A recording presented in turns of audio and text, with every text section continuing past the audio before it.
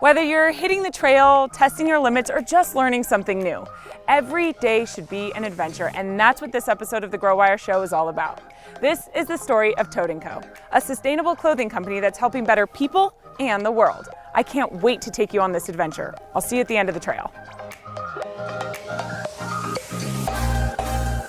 On this episode of the Grow Wire Show, we're excited to bring you the story of a successful company that's impacting the world through their social mission. This is the story of Toad&Co, where giving back and running a profitable business come together. So how are they doing it? I sat down with Toad&Co's CEO, Gordon Seabury, to get the details, which of course he couldn't do without first taking us back to where it all started. Let's take it all the way back. Okay. What is the genesis of Toad&Co, which actually wasn't Toad&Co when it started in 1991, was it? Up until just recently, actually. We were Horny Toad Activewear. A woman who just graduated from Yale, who had grown up in Albuquerque, had horny toads as pets, was ski bumming in Telluride, and started making these cool hats and vests and jackets for friends out of Polartec fleece. And what she was trying to do was take a product, we call it now one wardrobe, go from the mountain, either skiing or mountain biking or hiking all day, out to the bar or to a restaurant or to the theater and not have to change. Oh, very cool. And so in 1991, she started out of a design garage basically in Telluride. Wow. All custom. You'd come off the street, it was all word of mouth, and they would come to her studio and she'd look at your eyes and say, what color of your eyes, what's your favorite colors, match a ribbon tape and create these cool winter toques, which was the signature hat. And so by probably 93 or 94, you couldn't walk down Main Street in Telluride without seeing hundreds of these that she had made. So in 95, I got introduced to Jessica. I was a business consultant at the time and thought the outdoor industry was a great place to grow. I was a passionate outdoor enthusiast as well. I was about to ask. Yeah. Somebody told me a long time ago, if you're going to be an entrepreneur, it's really hard. Make sure you like what you do. And when I got to the industry, I realized there was a ton of leadership in environmental and sustainable practices. Let's talk about that sustainability side of things. When did you guys decide, hey, all of our clothes are gonna be sustainable? Because it was 94%, and I'm sorry, but I heard that you guys hit a big milestone recently. We have, actually, yeah. So for spring 19, it'll be our first collection at 100% eco. I get the chills when you say that's incredible. It really feels great, and I'm super proud of particularly our supply chain team, but it really takes all functions and all members of the team to lean in and commit to that. And I decided we'd be the best citizen we could be. It's now we're at a place where we're actually leading in a lot of ways on the sustainability side. But I looked around to figure out how can we contribute to the industry, and no one was doing anything with people, and so I looked at social mission and social impact as our way to do our part in the industry. That's where my new friend Tracy comes into the story. Tracy loves dolphins and blue nail polish, and she loves her job at Planet Access Company, where she's found happiness and friendship helping run Toad&Co's inventory management and fulfillment. So can you tell us where we are right now? There's Planet Access Company. It's where you come to work every day? Yeah. What kind of people do you work with here at Planet Access? Jacob, Hart, Christina, and Rami. Are they your friends? Yes. Yeah, you guys get along? Yeah. Planet Access Company is a social enterprise of the nonprofit organization Search Inc., shipping thousands of products every year for for-profit companies just like Toad&Co. And the coolest part? Search Inc. empowers adults with disabilities just like Tracy by giving them the opportunity to go to a job they love every day, earn a living, make friends, and so much more. So a little bit about Search, an agency which serves people in all aspects of their life and serves people at all levels of disability, from mild disabilities to severe and profound disabilities. And for those people, we take a very large responsibility for supporting their lives, and whether that means their medical needs, their behavioral health needs, supporting them in their social lives and in their leisure time pursuits, their education and job pursuits. Gordon's desire for Toad&Co to be an even more socially conscious company piqued John's interest.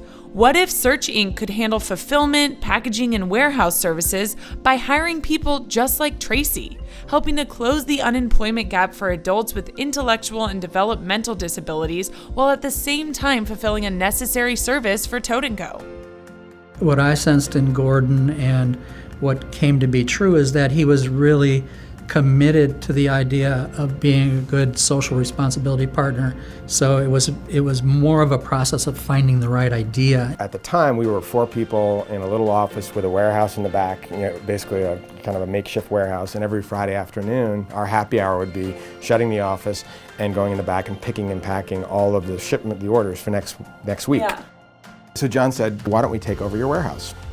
And at the time, in some respects, it seems like a no-brainer, but at the time, it was revolutionary. I mean, I spent a tremendous amount of work convincing my board to hand over what is one of our most important assets, including our reputation of reliable, on-time fulfillment, and to a group that didn't have any necessary expertise in that space. Right. And for John, a non-for-profit, to get into a for-profit relationship like this and with a company of our size was super risky as well. And so we worked really hard to convince everybody that we could do this.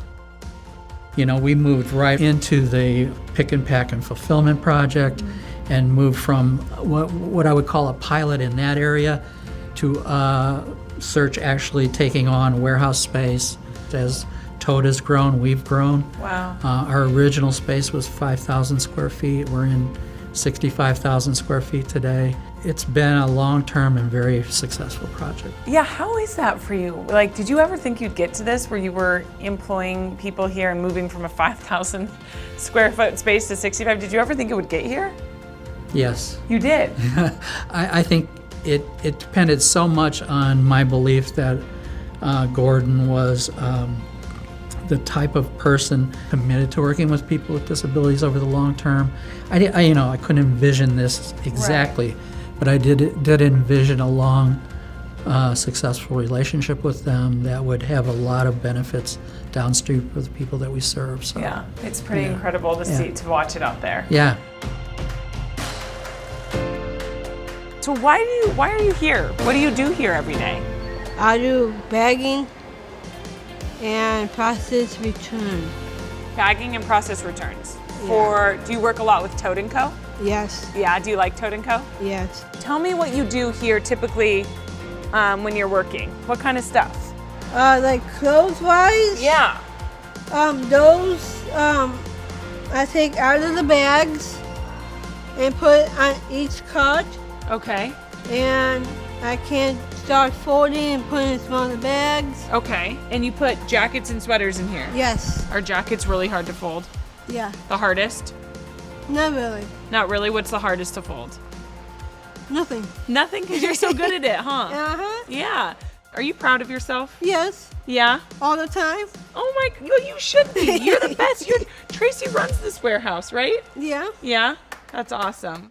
How is that for you to see that and to see how you're making a difference in those lives? It's hard to describe. I mean, I think somebody said that, you think when you're doing something charitable or giving back, it's selfless, but in reality, you end up getting far more in return for that. It's a special program. And I think for us, DNA-wise, if you asked anybody in the building, I would guess that it would be a top 3 reason they, love working for us and I think are inspired and inspired to be a part of a brand and a company that's doing that. I really feel like we're just getting going. I think the market has moved to us. I think we're in this really unique sweet spot where our social and environmental mission, we can have a much huger impact. I mean, John and I talk about all the time where we're going to take it, scale it nationally, make it really an influential example for others, not even specifically in the areas that we're working, but just that a for-profit, non-for-profit partnership can really not only have longevity, but have financial impact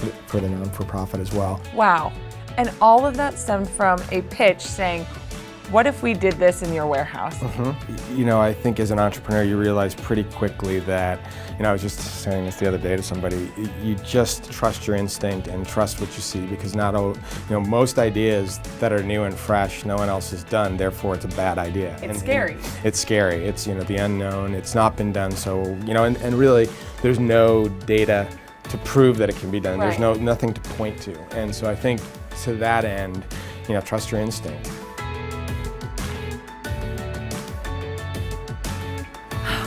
Just like taking a hike, building a business, especially one that's trying to make as big of a difference as Toad&Co, can be really difficult. But once you get on that journey and take in the view, you can't beat it. So take the risk, take the adventure. Until next time.